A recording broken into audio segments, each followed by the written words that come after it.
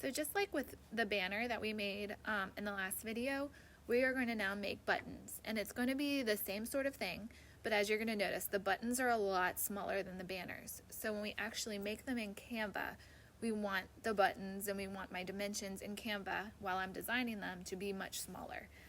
So I'm going to go ahead over to Canva. You can do custom dimensions. Now it's a square. So we want to make sure, and we can do inches, we want to make sure that they're the same width and same height. So you can adjust, if you did 20, it would be 20 by 20. Because obviously if you did a rectangle, it would be 30 by 20 or something like that. But you can do rectangle buttons as well. It just depends on what you want to make. I'm going to do circle buttons. So I'm actually going to do a logo. And you can see down here, logos are some of my favorite to do because A, they're already small. B, a lot of them already are designed pretty cool.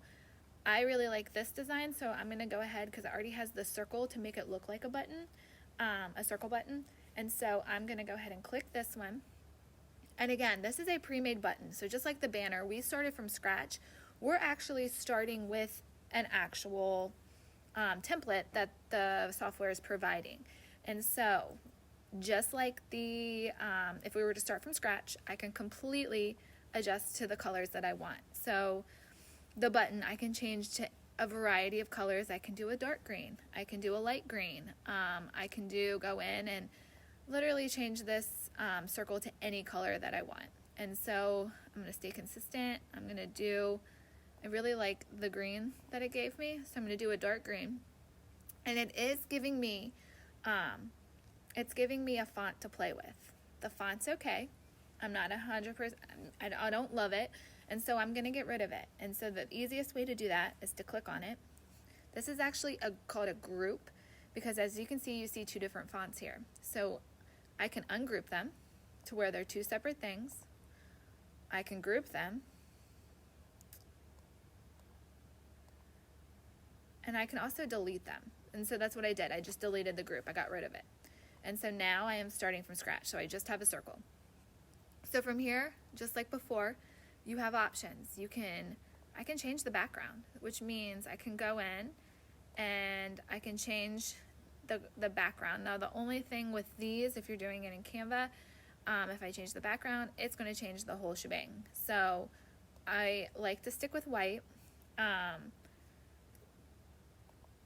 Now, as far as the element, if you didn't want white, no problem. You could actually get rid of the circle. Say you wanted a colored button. You could easily go back into elements. I can search circle. You can see the shape of a circle. And so here now is a circle for you to do whatever it is that you want with it. And you can change it to whatever color you wanted. So say you wanted to do, gray, whatever color it was, and you wanted the actual circle to be a certain color, then that's how you would do it. But I am going to go back to the one that was already pre-made for me. Let me hit back. There we go. And so now I'm working with this. So I'm not going to touch the background just because it'll change everything. And when I do want to put the circle into Canvas, that will make a difference. So I'm going to leave it white. Let's say I wanted this to be for my kids' homework. Or no, let's do kids, what's one button that we have to do? Student check-in. So maybe because it's a check-in, I can put a check mark. And again, any of these images that I put into here, I can change the color of them. So I'm going to actually change it to the same color as the circle. And then I'm also, now that I have my check mark in, I want to put some sort of font into it to let them know, hey, that is actually the check-in button. And again, just like before, it's going to give me plenty of options to put in some sort of text. I'm just going to go into a simple text, and I'm going to, it's not going to format, it just goes to kind of the standard font and standard color, which would be black. And I'm going to put in daily check in. And so from here, I'm going to move this up. I want to make sure that it's centered, and you can see the pink dot, it's centered when that shows up. And there's plenty of things I can do with this. I can change the font. Now in my last one, this is the one I used for my banner, so I want to stay consistent. They say that no more than 2 fonts per banner per button, so that's what I like to keep it maybe even simpler to just 1. You can also change the size. You can come here, that was 29, so let me go up a little bit bigger, 32, and I don't like that it going outside the circle, so I'm going to do that. I'm going to make it 2 different rows so it fits better. And say maybe I wanted the effects to be a little bit different. I like this one. Remember the outline effect after the banner? There's tons. There's a shadow. There's a lift that adds like a haze to it. I like the outline, and I'm going to go in and I'm actually going to change this color. The green kind of washes it out. The black, let's see. I actually am going to do a lighter green, just to complement. So that's darker, that's too blue, right about there. And again, you can adjust it to whatever color you want. So this is the daily check-in. So what I'm going to do is I am going to save it just like I did before. Now from here, you have 2 options. I'm on an iPad, so I save the image.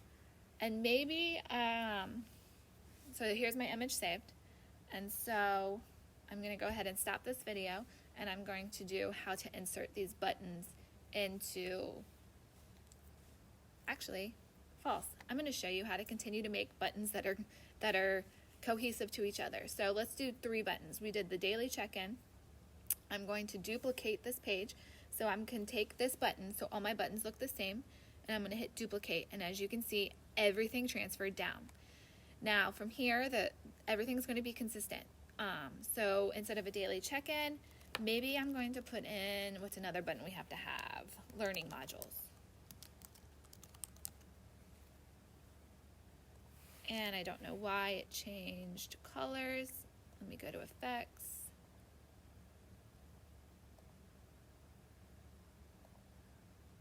And I'm going to change it. Sorry, I'll just change them to green, just so they're consistent. I'm going to change them both to green. Okay, so learning modules. I don't want to do a check mark, so I want to change this. Remember, these are called elements. So I'm going to get rid of that, and I'm going to add, let's see, what would learning modules? Let's just look up learning. See if there's anything here that's cool.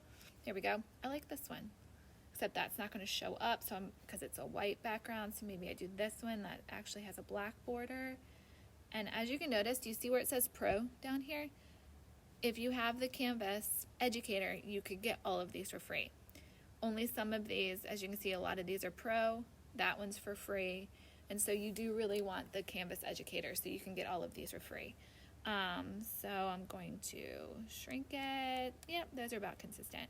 And so here's my 2 buttons. I have a daily check-in, learning module, and then I want to do one more button because I think 6 is what they suggested. I'm just going to do one more. And so I'm going to do, what's another one we had to do? Family resources. I don't know why it's changing the font.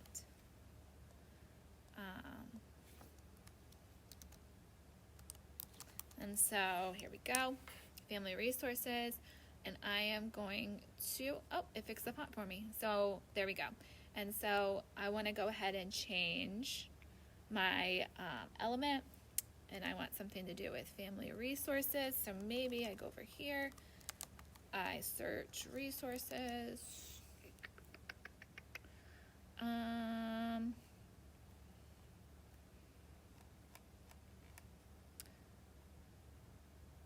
I like this one. This is kind of cool, but I don't know if it's going to show up. Oh, it does. It changes it to colors. All right, family resources. So here we go. There's the image. And so now I have 3 buttons for my Canvas page. So now if I want to save these, I hit this button. It's going to save all 3. and they're now on. And like I said, I am on an iPad, so I know that they're going to go to my photos. They may, if you're on a computer, you may save them to the desktop maybe, or maybe they go to your downloads. Just make sure you know where they go. And so in my next video, I will show you how to input these buttons, and it is a little tricky if you want them all the same size and in order. There is a certain way you have to do it to put them into Canvas. So that'll be my next video.